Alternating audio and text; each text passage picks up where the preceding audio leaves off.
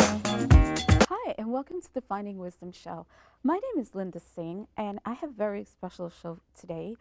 Our show is Coloring Your Parachute, and I have with me a very special guest whose name is Lennon Gross. He's a career advisor and a job coach. And hello, Hello. thank you for being here. Thank you for having me. And he's going to narrate a tragic story about the lack of job career growth. Yes, well, thank you. I think we're going to be discussing today what has been happening for several decades. What is happening with today, it's at the forefront of the news and so on. What is happening to our jobs? Most people, I'm sure, are quite confused as to they hear in the media, you have high unemployment, and all over the sudden you hear jobs are being created. Some people say I've been sending hundreds of resumes, and Yeah. where have I gone? Why I haven't had a job interview? So the focus of today's story is pretty much, and this is a storyline that was run back in March of 2010 by Time Magazine. Where are the jobs? Yes, where are the jobs? Good question. The jobs basically have taken a very negative tailspin in our country. And I think this slide very much will illustrate what has happened ever since the Great Depression and after World War II. If you notice straight across from the 1940s, there was an up and down job growth period. Okay. But sadly to say, from the last decade, since we headed into the new millennium, our job growth measures zero. Why did that happen? Yeah. And a good story happened, and it will illustrate why it's zero. Okay. Some economists are even saying that this new decade may even see something more negative. And More that's negative than it than is now. zero. It might be negative. Why? Well, there's Okay. been a lot of contributions to that effect. The effect has been one, it started with globalization. Okay. As we began to do global trade, free market trade, a lot of our jobs and technology went overseas. Right. Then we had technological innovation, which meant doing more with less, something our politicians and our government haven't quite yet grasped. Corporations are doing it. They're doing far better, more output with less human resource, but yet our government doesn't seem to understand that. Our government does the total opposite, which is doing more, doing less with more. Yet corporations in the private sector is doing far less, is utilizing less resources and doing more output. Hence, what we have is innovation. So that was another contributing factor. Then, of course, came what happened, the Great Recession. Right. And the Great Recession obviously has taken a toll on job growth, job creation, but more important, what it's done is taken a toll on the middle class. Okay. Yes, it has really Yeah. taken a toll on the middle class. What is middle class? It seems almost like right now they're trying to get rid of middle class, and it's the rich or the poor, and Yeah. it's going to be a battle because it's like you want to kill somebody just for a job for survival. Yeah. And that's what's happening right now. There's a very thin line how to describe the middle class and what makes up the middle class. Obviously, the middle class is anyone who is single with no family, no children, and is making anything above $30,000 a year, approximately $14 and above an hour. In a family of two, And say that again. That's middle class. that's a middle class $30,000 single person. is middle class. For a single person with no family, no children.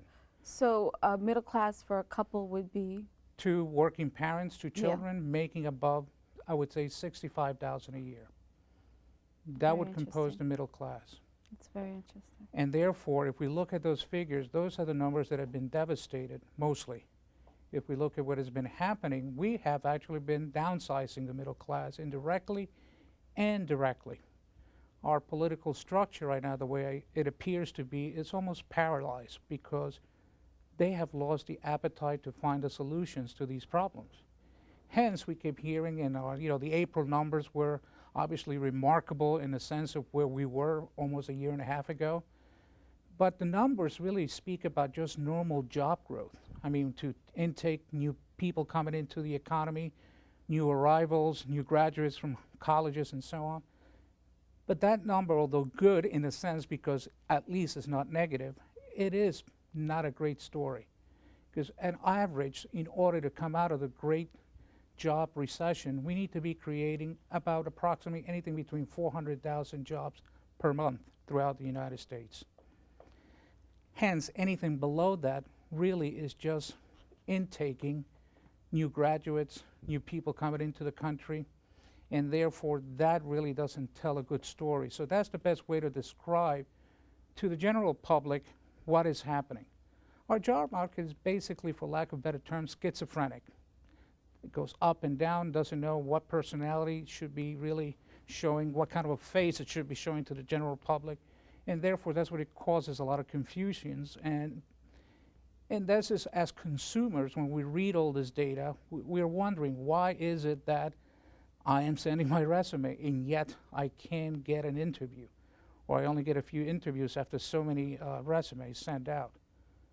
A great comparison, though, we may talk about our politicians lacking the gumption or the appetite to solve the problem. A lot of that negative story comes back to us. I think we forgot that we needed to stay up to date with our education, with technology. And as we sort of fallen back on that, we are now competing in a market where technology is drastically changing on a 6-month basis. So therefore, as we describe our skill sets in our resume, many of the job providers and corporations are looking at us now as an expired milk carton. And I'll explain that comparison. Usually when we go to the marketplace, and we all do the same thing, we usually go for the milk carton that has the long lifespan, long shelf life. We don't pick the one that they put up front, which is about to expire. Right. Right. Because we want it to last. Right. Our money, the value. So think about it, how job providers are looking at our skills. If we're putting down skills on our resume that have expired or about to expire, in the sense that they don't have a long longevity, Right. where they can benefit, where we become an asset to the organization. So then the company is going to be like, well, your skills are backdated. They want skills that are new and that will work in this economy. Exactly. So, Or yeah, economy okay. that's going to be used 5, 10 years down the road, therefore making us that product that makes us desirable and hireable.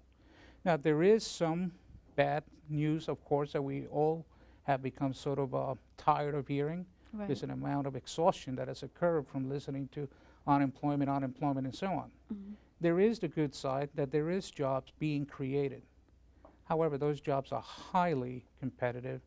They're extremely knowledge-based, and you need to have new skills, whether it's on the factory floor of a new manufacturing firm or simply a secretary or administrative assistant. You really need to know your technology. Today, most places are not just looking at whether you know MS Office 2007, but 2010 and 11 are coming out. Right. Today, you need to know how social media works, not so much from the pleasure side, but in the commercial side. Right. And therefore, if you know how to utilize and manipulate social media, whether it be Facebook and Twitter, towards your advantage and showing how you can utilize that for marketing, those are kind of skill sets that the job providers are looking for. So as we think what has happened to our jobs basically started many years ago from globalization disappearing from the marketplace. Then came technological innovation. But then another thing happened to us. We fell back in education. Yes, that's true. And today, our government, our president tells us how we have to out-innovate, out-build, out-compete our competitors. Well, how can we if we're not educating? And that's a good question. How can we? Yeah. How can we? I don't get We're it. looking at our government here locally in New York City, alone, where jobs of our educators are going to be soon cut. We've heard about the budget Right. causing a layoff of approximately 6,000 teachers. That's a lot of teachers will be out of work. So that means less educators giving quality education for our students. How can they compete? How can we really compete with a world that is hungry for knowledge? A world that keeps changing on a 6-month basis, on a world that basically is in a hyper-competitive mode. It's very hyper competitive. And the sad part is, there's constantly new changes in technology, and there's new skills that you need to be with the corporations and the administrative level. Even the medical field, they're updating certain data that soon they're going to eliminate paper, and you have to be savvy with the computer. And a lot of people aren't computer savvy, so it's very hard right now, or a challenge, I should say, for a better word. It's difficult to find work, and also with a lot of people being unemployed, and a lot of the jobs going elsewhere to India, um, other continents, China, China. Um, it makes it even more difficult because it, there's so many different aspects to look at when you're thinking about the jobs right? out there. When there's a lot of people out of work, it's going to be really bad, because when the teachers are out of work, they have to look for work to provide for their families. And where are they going to go? They're Right. going to go for the administrative jobs. And And what's going to therefore, happen to the people? So it's very competitive. So after a while, it's not going to be, okay, you looking for a job. You're at the mercy of the employer for the job, which is really, it's not a good place to be. And then they're trying to get rid of the unions. I mean, there's so much going on. So sometimes you lose faith. You're like, what's going on? Should I move to India for a job, or should I move to China? well, believe it or not, you saying that is funny. A lot of new of the intelligentsia, immigrants that came from China and India, are going back because of many reasons. One is no longer competitive here in our country to stay behind with what they have gathered in knowledge and education and so on. But there's also the need to go back and rebuild in their countries. Right. And therefore there is a better growing sort of field there than here. So overall, I think the message that we have in this country is a rather competitive one, and a sad one, because that dream, the American dream, that you work hard so you can build your family, you can build your well-being and your future retirement, it's eroding. And in many ways, that's what is, I think, causing a lot of anxiety, especially among the American population. Today, we look at the American population, and there's a lot of unhappiness. Why? Because, everything got shifted from the employer to the employee. Whether healthcare costs has been shifted over to us, we bear the burden now. Right. Social Security, now retirement. We used to have pensions and 401ks that were Right. solid. Today, we're looking at Social Security. Again, we keep hearing how Social Security has to be adjusted in order And to survive. pensions, because now they want to touch with the pensions. But my thoughts are, I don't think, I think we do have to take a look at things to accommodate the times that we're living in now. But I don't think we have to do as drastic changes with these things as we are doing. And what is the incentive for someone here right now to want to stay in America That's and hard. look for work? We talk about the education system, we having a lot of struggles. And there's third world countries that are probably having better education than we are right now. I'm just saying, in comparison to Right. the way things are looking. It's Well, not looking very bright. And what if we can't have our future children to come to get the education that they need? How long will America be on top? That's a good question. And what's happening is we're sort of polarized society. We have extremes at both ends. Mind you, we can claim that we have great Ivy League schools, something Germany cannot. Right. Okay. But we do have Ivy League schools. Yet, at the other spectrum of the scale, we have school systems that are basically functioning as poorly, if not worse, than developing nations. And therefore, that is the challenge, and that's why we need to pay attention, because the way we are going, we're sort of changing the democracy we built for, that we have created over the years, and we're turning into a plutocracy, Right. which is ruled and benefited by few. And that's my biggest fear, I think, of what I'm seeing in the United States today. There is less voice for the middle class. There is less voice for what are the tools we need to compete and stay as the middle class. But coming back to jobs, Right. one of the things is hope? people say, well, what is it? What is your Right. solution? Don't tell us just bad news, because we've heard it, we've read the papers, we hear it from our politicians, or we hear it from different sources of media. And the message out there is that you almost have to think as a hunter. As a hunter? As a hunter. Explain that. Well, if we remember the days, and as we read in Because when you prehistoric think of era, hunting, right, if we think of hunting, how did it happen? Right. Cavemen used to go out and cave women and gather their food. They went hunting for it. right, If they didn't, they starved. right, And if they didn't have the right skills, they were eaten. well, right. Yes. So therefore, in the same mentality, we're in that environment right now. Right. Obviously, if you don't make quick changes, you will be eaten by the sense that you could be homeless, you can lose all of your assets, you can get yourself into huge amounts of debt. Therefore, you need the tools, necessary tool and knowledge how to survive. It is Darwinism out there, survival of the fittest. By no means do I make this a dramatic statement, but it's what the reality is. As a job coach, I am encountering many folks who would like to obtain jobs that they had perhaps in the 70s, administrative positions in government, respectful positions, making enough of a wage. Today, that is different because today they're lacking the skills. I see them, they're trying to write a cover letter and they cannot. And that's a problem. Writing has become a major sort of paralytic function of how people cannot get a job, because today not only do you need to do a cover letter, but you need to communicate. And as we're moving forward with technology, part of what we're doing these days is pretty much speech to text. So you need to have good diction, you have to have good grammar, because as we see it down the path in the next 5 or 10 years, the keyboard will be obsolete as we know computing today. Cloud computing is coming in strongly. And what is cloud computing? Utilizing your finger, utilizing speech to text, and there's multiple factors that are now going to change the way we do computing. Therefore, we need to be moving in that position, and many folks today are having problems doing email blasts, Right. doing mail merge, in Microsoft Office. So therefore, that concerns me. Today, since we have now come off a decade of instant messaging, most youth cannot write a complete sentence, a proper sentence. Right. And they're They're- using the language for the texting for resume writing. And Correct. that's really, I can't believe that. And, It's just and so- that is the sad part. I know of an organization, which I will not name, but it's a major player in investment banking. When the recession took place, the Great Recession, they let go of quite a few of their employees, but now they're rehiring them.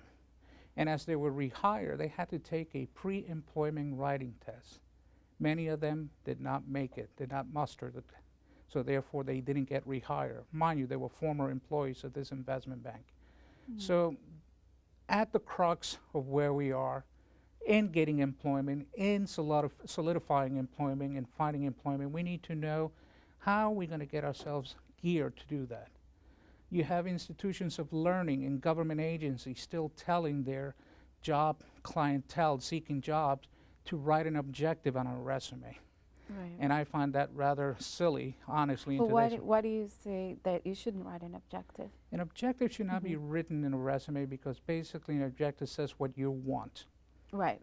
And therefore, and if you see, most objectives are basically stated in the way, I want to learn and grow if you hire me. Well, yes, basically. Basically, and who pays you today to learn and grow? They want you to come in and teach them so that they can grow, the organization can grow. You have to think of yourself as an asset. You can't come in and tell an organization, I want to be higher so I can find the right environment to learn and grow. No, you need to tell them, I bring you skill sets so that I can implement them and exercise them, and therefore increasing revenue in an organization. And in essence, that is called your summary of qualifications, skills. Okay. That's So imperative. you're saying take out the objective and put in the summary qualifications. That is correct. Because today, one of the things that I'm seeing is that as we are advertising our resume, we have to have multiple disciplines. One of the disciplines is we have to think as advertisers Okay. and marketing, Okay.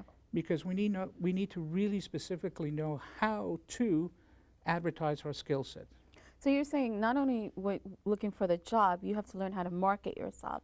As in you're selling a product. Say I'm selling coffee. You're selling yourself. That's right. So the better you're able to market yourself in your language, in the resume, will help you to get that call back. That's correct. And in For an interview. advertising, which is the first phase, you need to know you are the product. So you need to know how to market your skill sets. You should not, and because that makes your resume kind of a photocopy of everybody else's. Use cliches. Right. Often I see resumes loaded with cliches. Give us an example of a cliche that someone I would am a use. problem solver. Okay. I have great interpersonal skills. But wouldn't the employers want to see those things and know that you're a problem solver and you're a good communicator and you're putting it on paper that Yeah. you have these skills? The way your resume is written shows them that you're a great communicator and you can write. Okay. Okay. Explain that. You know, for example, if we are asked, and this is a question that often comes up, should I send a cover letter? Okay. Now, very carefully, I always go back and say, did you see that in the job description? Did you anywhere read where the job provider wrote that you must submit a cover letter? If the answer is no, guess what you should do? Not send it. Not send it. And why? Answer the question. Good. I would like to know why. Because you're not following instructions. You're Okay. not, you don't have an eye for detail. So if you are describing those skills that's on your resume, that you have a great eye for detail and so on, if you do proceed and submit a cover letter and it was not described in the job description, what have you done? You're not listening. You're not listening, and you're almost You're done not the paying opposite. attention.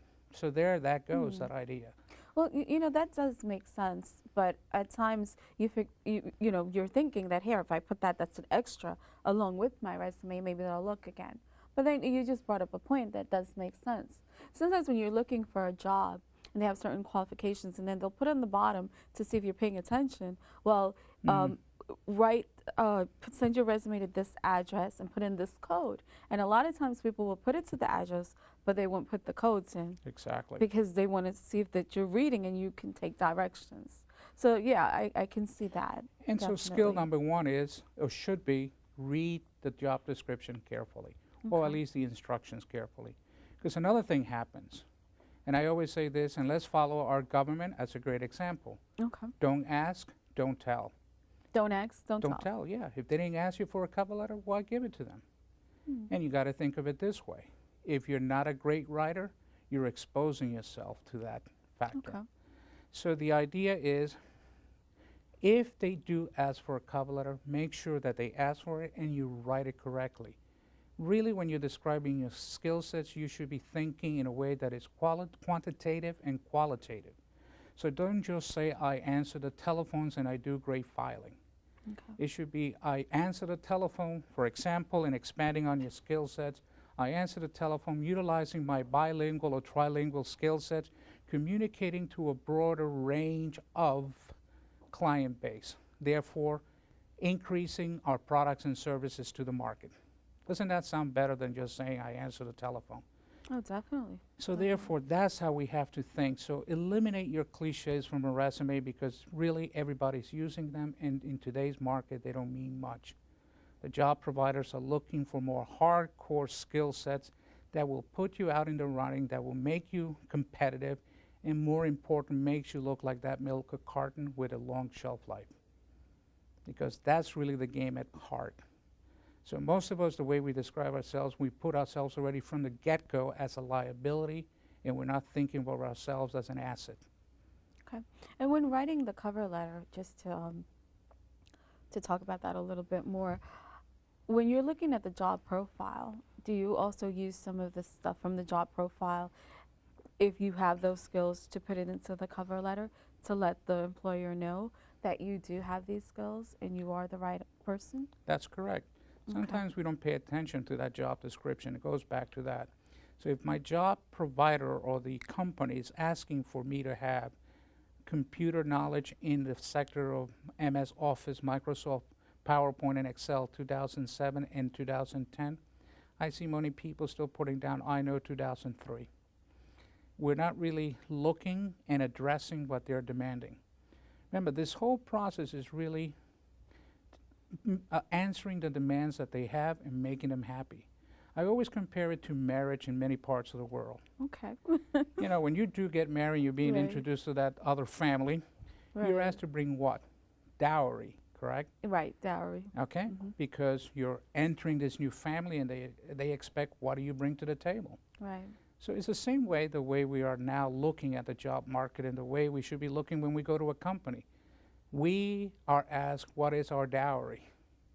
And therefore, I think that's where we need to be and think, and we have to be very descriptive in the way we do that by eliminating cliches and really looking at the skills we're selling.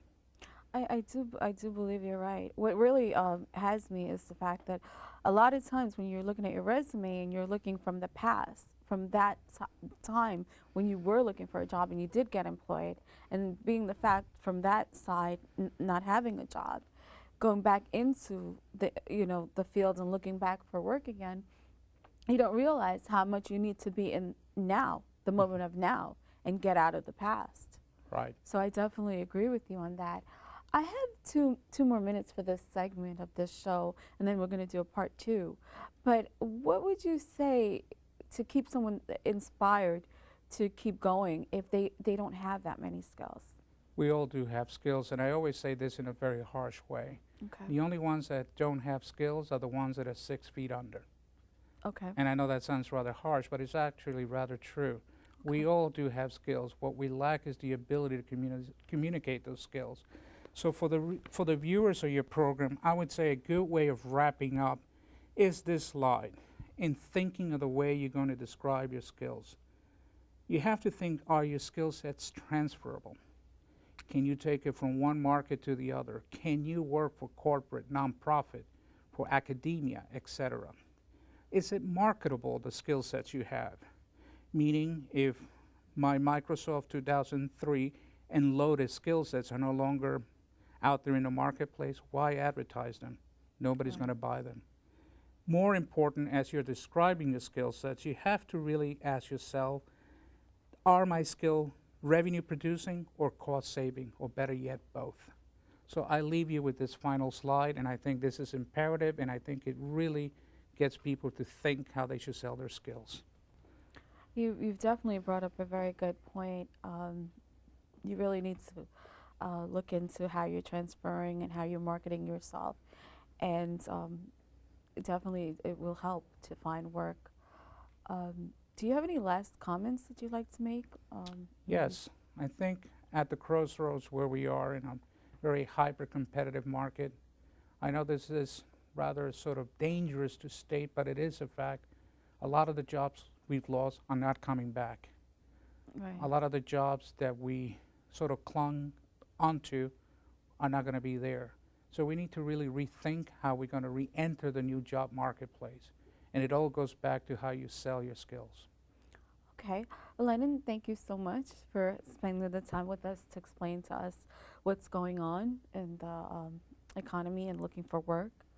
And we're going to do a part two. Maybe we can talk more about what, how we can fix these challenges to find work. Thank you.